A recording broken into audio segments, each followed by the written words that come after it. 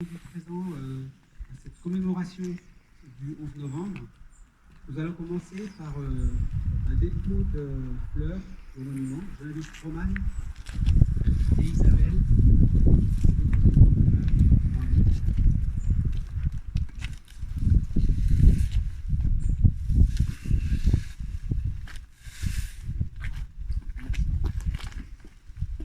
Et puis nous allons procéder à l'appel aux morts. Donc pour le conflit 1914-1918, Jules Boisson. Mort pour la France. Adrien Couillou. Mort pour la France. Clément Monet. Mort pour la France. Francisque Vuitton. Mort pour la France. Marius Bulliot. Mort pour la France. Francisque Dagan. Mort pour la France. Camille Vuitton. Mort pour la France. Adolphe Vuitton. Mort pour la France. Paul Trévieux. Mort pour la France. François Vuitton. Mort pour la France. François Musy. Mort pour la France. Pour le conflit 1939-1945, Jean Philippe. Mort pour la France. Lucien Laurent. Mort pour la France. Jean Cochonneau. Mort pour la France. Jean Vuitton. Mort pour la France. Roger Vuitton. Mort pour la France. Jean Pelletier. Mort pour la France.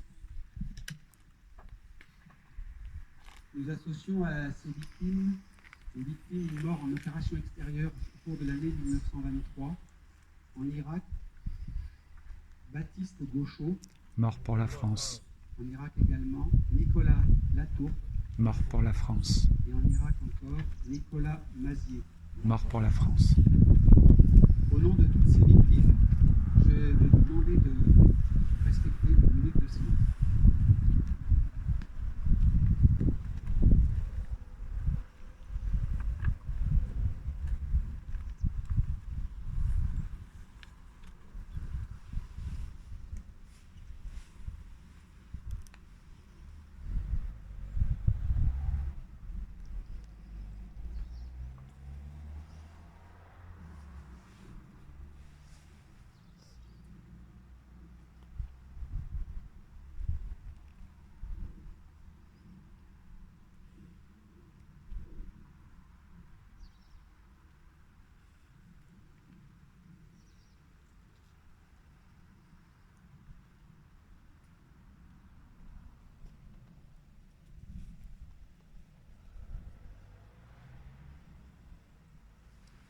Je vous remercie.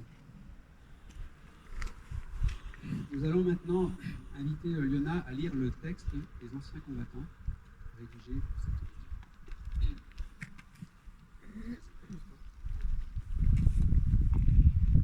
Message de l'Union française des associations de combattants et de victimes de guerre du 11 novembre 2023. Il y a 105 ans, le 11 novembre 1918, les cloches de toutes les villes et de tous les villages de France retentissaient pour annoncer la fin d'une tragédie qui avait duré 52 mois. Dès lors, notre pays se couvrit d'un manteau de monuments aux morts où furent gravés les noms de tous ceux qui, enfants de ces villes ou villages, qui ne connurent aucune exception, avaient donné leur vie pour la sauvegarde de notre patrie. Au fond de l'âme de chaque Français, ces monuments avaient sans doute valeur de talisman destiné à exorciser l'indicible et afin que celle que l'on dénomma la Grande Guerre fût la dernière. Hélas, aujourd'hui, et depuis 20 mois, la guerre est de retour en Europe et, comble d'ironie, on y retrouve des ingrédients de la Grande Guerre, tels que des tranchées qui figent le front et le rôle déterminant de l'artillerie. C'est pourquoi, en ce jour de commémoration qui, compte tenu du contexte, revêt un aspect particulier et doit servir d'alerte, l'UFAC, en même temps qu'elle rend hommage au courage exemplaire de Paul Louis, comme de tous les morts pour la France, de toutes les guerres, rappelle l'un de ses objectifs fondamentaux. S'opposer à tout règlement de conflit par la guerre, l'obtenir par la négociation, agir résolument et avec persévérance pour la paix et œuvrer dans ce sens avec les générations nouvelles. Vive la République, vive la France. Merci Liona. Nous allons continuer avec une lecture d'extrait du message de Sébastien Lecornu, ministre des Armées. Le 11 novembre 1923, cela fait 5 ans déjà que, dans la clairière de Rotonde, le maréchal Foch a apporté sa signature sur la convention d'armistice. Le 11 novembre 1923, cela fait 5 ans que les blessures cicatrisent lentement, sur les visages des gueules cassées, dans les cœurs des veuves, dans la solitude des orphelins, devant les tombes ouvertes pour un fils ou un père, au pied des monuments aux morts dont s'est couvert le pays. Les Français sont devenus des sentinelles de l'oubli. Le 11 novembre n'est plus seulement une date, c'est devenu le rassemblement de tous les Français. C'est le 11 novembre 1923, quand André Maginot allume la flamme, présence vivante du souvenir des morts, une flamme qui ne s'est plus jamais éteinte depuis.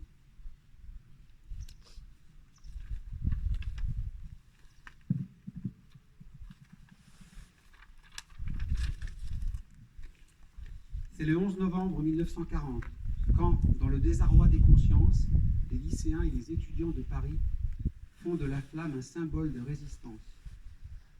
Quand, chez nos compatriotes alsaciens et mosellans, coupés de leur patrie, la résistance s'organise. C'est le 11 novembre 1943, quand les résistants de l'Inde devancent la libération en défilant dans Oyonnax. C'est aussi le 11 novembre 1944, quand la France retrouve le droit de célébrer la victoire. Alors, face aux noms inscrits sur les monuments, devant lesquels nous sommes rassemblés, nous nous souvenons de tous les morts pour la France. Le 11 novembre est dédié à tous ceux qui sont tombés pour défendre notre liberté et nos valeurs sur notre sol comme en opération extérieure. Ils ont des droits comme nous avons des devoirs à leur égard. Nous portons lucidement leur héritage, car c'est en honorant leur sacrifice que se construit l'avenir de notre nation, sans jamais douter de notre capacité à nous relever des plus grands périls. Aujourd'hui, la flamme brille sous l'arc de triomphe depuis 100 ans, durant lesquels les Français n'ont jamais cessé de commémorer. Il est fait allusion dans ce message du ministre de la Défense à un événement qui s'est passé le 11 novembre 1943 à Oyonnax. Et j'avais déjà eu l'occasion de le rappeler, il y a eu un événement aussi devant ce monument, sur cette même place, qui s'est passé le 11 novembre 1943 à Six. Et je vais proposer à Hervé de nous relater les faits qui ont été organisés par son grand-père et quelques-uns de ses collègues.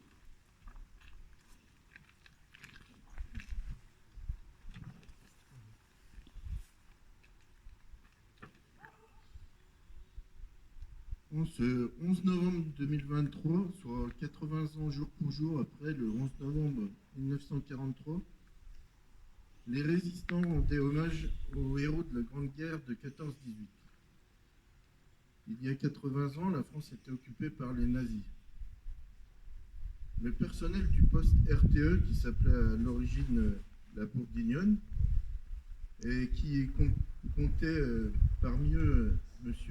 Élie Morin, M. Patel, M. Robert Musi, M. Gilbert Laurent et M. Lamotte. J'en oublie peut-être, tout simplement parce que le temps passe et on en oublie certains noms, je pense. Mais en tout cas, on pense quand même à eux. Étaient entrés en résistance par leur action de soutien aux différents camps de maquis. Leur rôle, c'était le transport de papier, la récupération de parachutage et bien d'autres missions encore. Leur travail leur permettait de circuler plus facilement et d'avoir des liaisons avec d'autres groupes sur de plus longues distances. Mais ils prenaient aussi de très gros risques et en faisaient prendre à leur famille pour réaliser ces différentes missions logistiques. Ils ravitaillaient aussi Lucien Laurent et Edmond Bollard, cachés dans les roches de Charbonnet qui étaient entrés en résistance un peu plus tôt. Prenaient ces risques pour leur patrie, pour leur pays et pour leur soif de liberté. En ce 11 novembre 1943, 22 ans après la fin de la guerre de 14-18, Edmond Bollard, Lucien et Gilbert Laurent, sous couvert du chef de poste, M. Lamotte, décidèrent de fabriquer une gerbe de fleurs en forme de croix de Lorraine pour rendre hommage aux combattants de la Grande Guerre. Ils le firent avec les moyens du bord et les fleurs qui restaient à cette époque de l'année.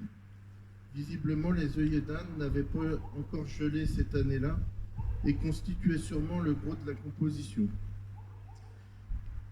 Ils dessinèrent donc dans la salle de quart du poste, à la craie, le modèle et confectionnèrent cette croix de leur reine florale. Celle-ci fut déposée durant la nuit du 10 au 11 novembre 1943 au monument aux morts. Le symbole était sûrement plus beau que l'œuvre, car la pauvreté du moment ne permettait pas d'avoir des gerbes de fleurs comme aujourd'hui. Petite surprise aussi, le lendemain matin, à la prise de quart au poste, le dessin à la craie avait réapparu sur le sol malgré le nettoyage de la veille. Une erreur qui aurait pu coûter cher pour ces jeunes d'une vingtaine d'années.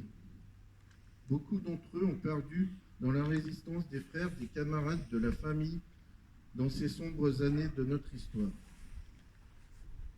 En cette période mouvementée de notre pays, combattants de la guerre 14-18, combattants de la guerre 39-45, résistants, doivent rester dans nos mémoires comme garants de nos valeurs et de notre liberté.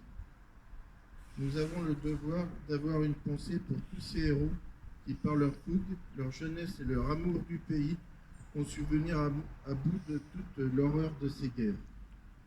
80 ans plus tard, ayant une pensée parallèle pour toutes les victimes du terrorisme, pour tous nos militaires et forces de l'ordre qui ont perdu la vie, luttant pour nous garantir cette sécurité et liberté si chèrement regagnée par nos aïeux. Un grand merci Hervé pour avoir retracé les événements de 1903. C'est important, je sais que tu y tenais et merci parce que on oublie vite et finalement c'est surtout émouvant de savoir que ça s'est passé ici. Et comme tu l'as dit aussi, les risques qui étaient pris n'étaient pas sans conséquences.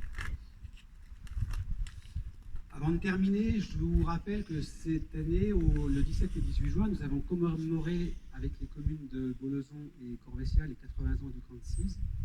Et ce soir, à 19h, à la salle des fêtes de Corvessia, il y a un petit retour pour remercier tous les bénévoles et tous les participants.